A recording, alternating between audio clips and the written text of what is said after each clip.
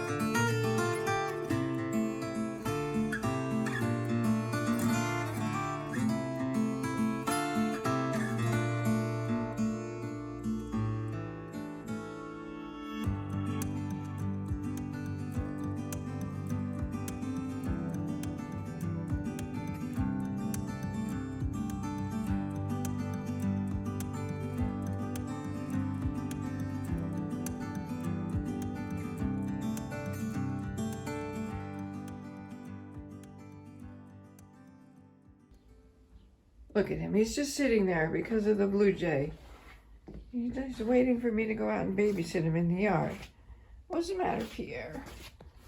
What's the matter? You want to go out, but you can't go out. It's a bird. You like birds. You're bigger than him. You can jump straight up and catch him if you want. Go on. Go on outside. Oh, you poor baby.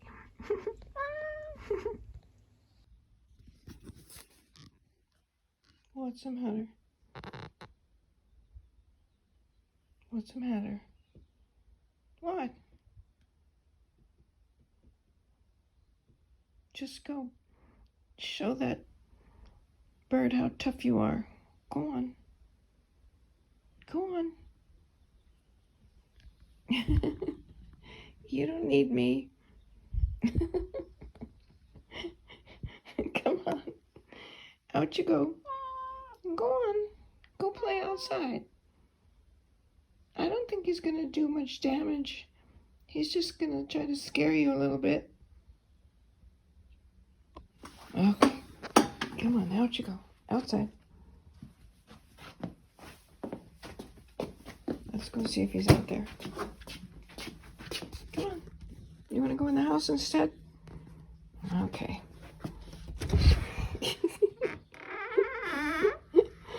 Oh.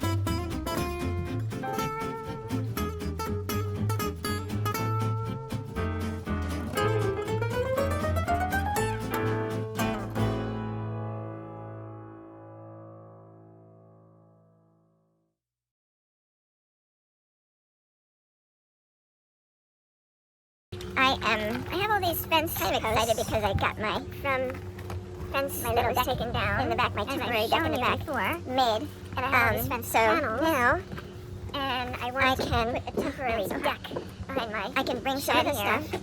I say temporary, the big mess on the porch. There's that electrical box. I'm not really supposed to out here. 5 feet of that, a little bit away from the shed because. So I'm just sort of doing a modular kind of make. I'm gonna attach an awning to the side of the shed, but I wanna so that it could come out. Store a lot of the junk that's over my porch. Pile here along the back of the shed on these panels and covered with a tarp.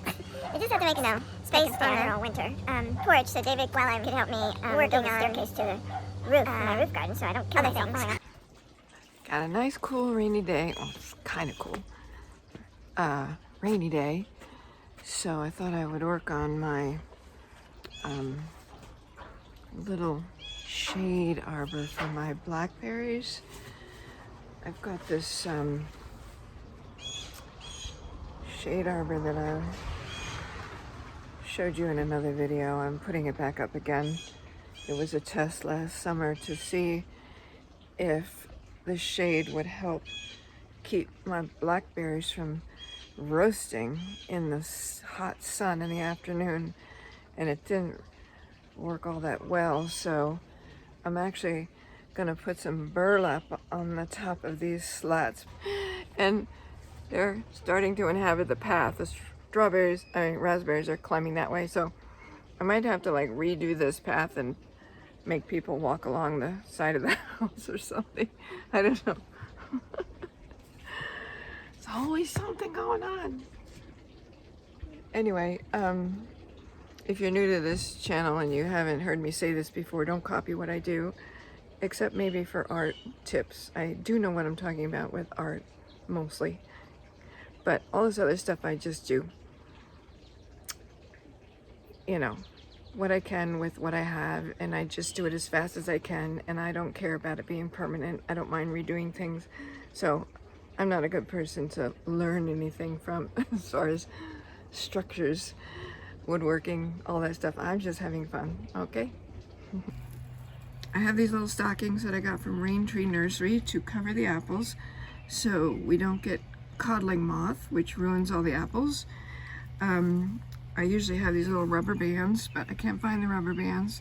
They're like rubber bands for braces. They're little tiny things that you could just use. So I'm twisting them. Hold it steady, otherwise sometimes the apple breaks off. You just hold the apple steady, twist it, and fold it back on itself. So I'm gonna see how this works. If we have a big rain, it might come off, but there you go. Making use of what I have. Okay.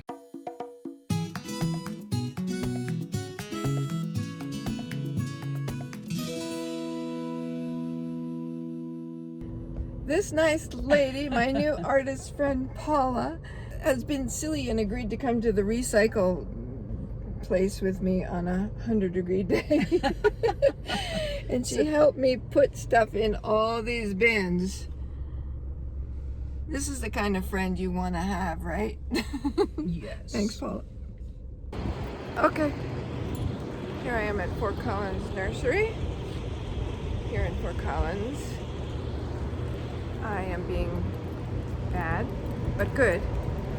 Trying to deal with climate change in my own property by creating a microclimate in front of my house, because my house is south facing and it faces this gigantic street, blacktop, and then across, past that is a big cul-de-sac which is just baked. So it baked the whole front of my house, and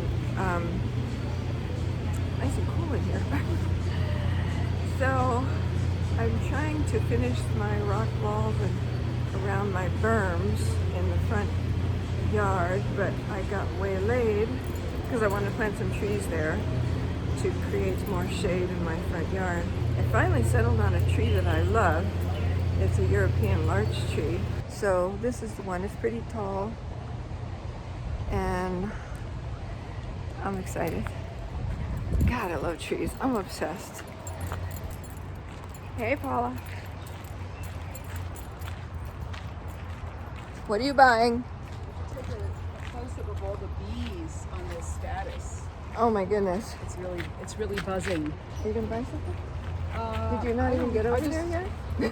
I just got here. I was looking Oh, at no. some staghorn sumac cutleaf.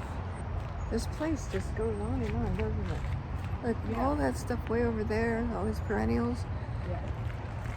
And down this row. It's really wonderful. Going down.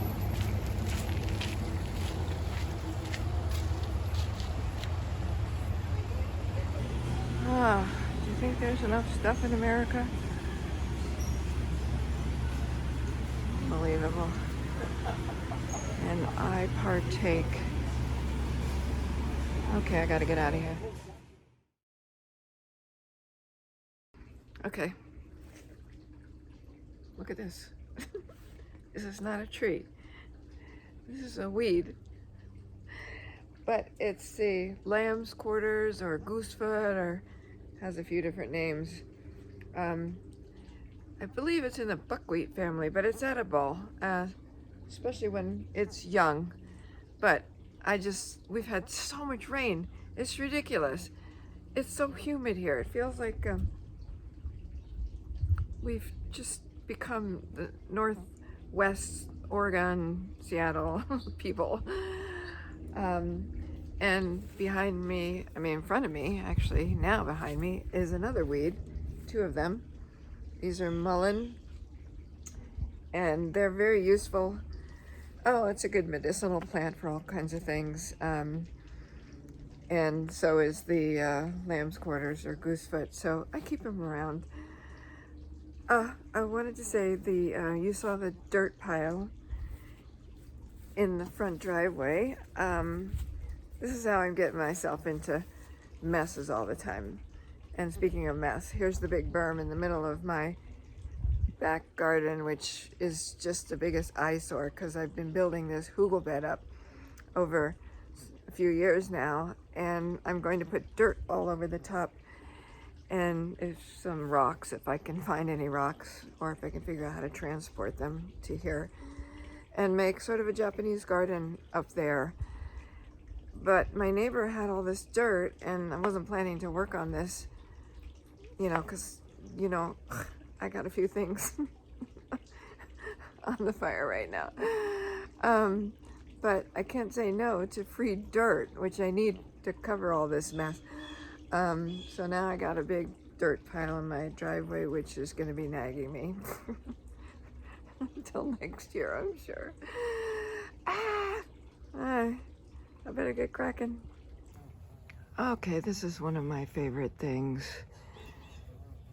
Sitting out here on the ground in the middle of these beautiful flowers on a Sunday morning, getting ready to plant this new delphinium.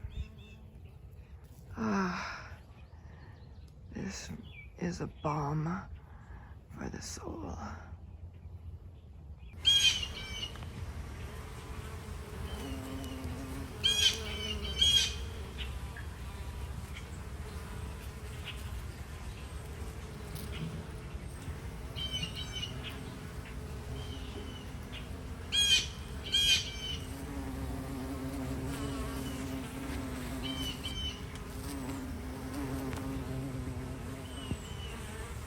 Early morning, I'm going over to my neighbor's yard to pick some flowers for the still life I'm setting up,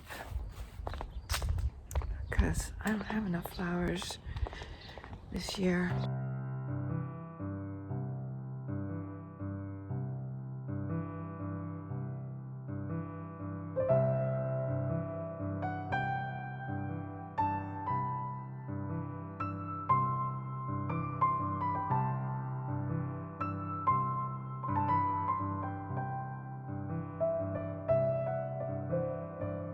Morning.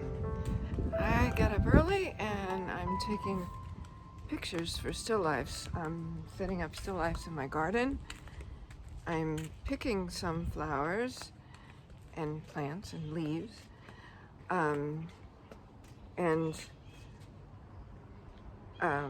setting them up in front of flowers also. So been to 2 or 3 different locations in the back, and now I'm in the front, and I'm taking a minute waiting for the sun to come around the front of the house. It's got a still life set up over there, and I'm fooling around with the second still life, which is going to have some orange and red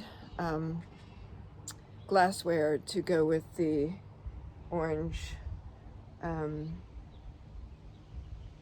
geum, I don't know how to pronounce it. I just bought, and the lantana that I have is bright pink and red and orange.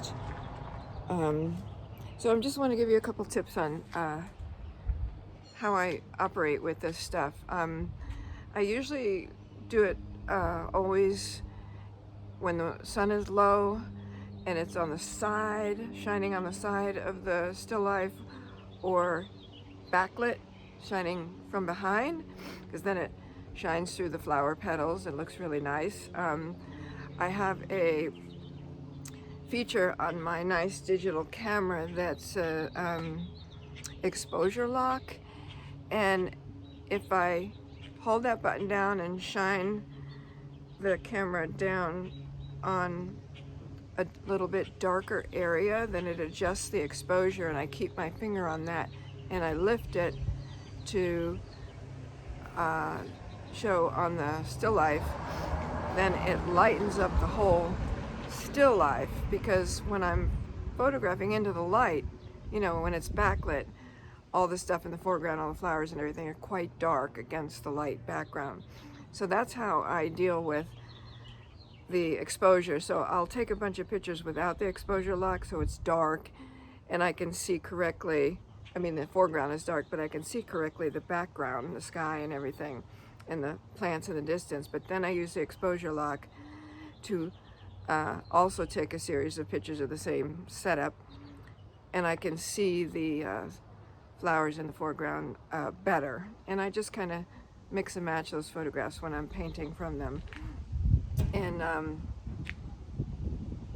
also, I try to get all the glassware and stuff out quickly and fill up the vases with water, because when I pick plants, they just wilt right away. So I'm always running around back and forth as fast as I can to get, because when you sit it out in the sun, it's just gonna wilt. And anyway, speed is of the essence. And okay, I gotta go. Speaking of that.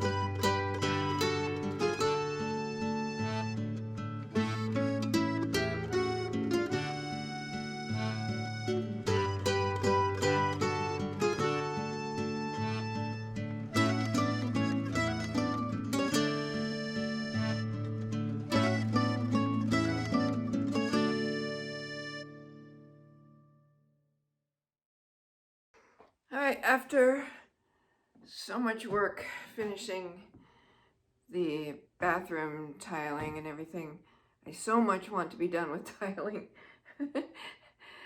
But when I had the wood floors done, I left this curved. I asked them to make a curved path here, because when you come in the front door, I want a path that leads to the kitchen, and then there will be a path here at the bottom stairs that leads all the way to the studio door because this is a well-worn path, you know, from the outside door into the studio, across the kitchen sort of living room barrier, and then to the front door. And I just want that to be kind of like a separate path. So there is nothing here right now except for subfloor. And I just happen to have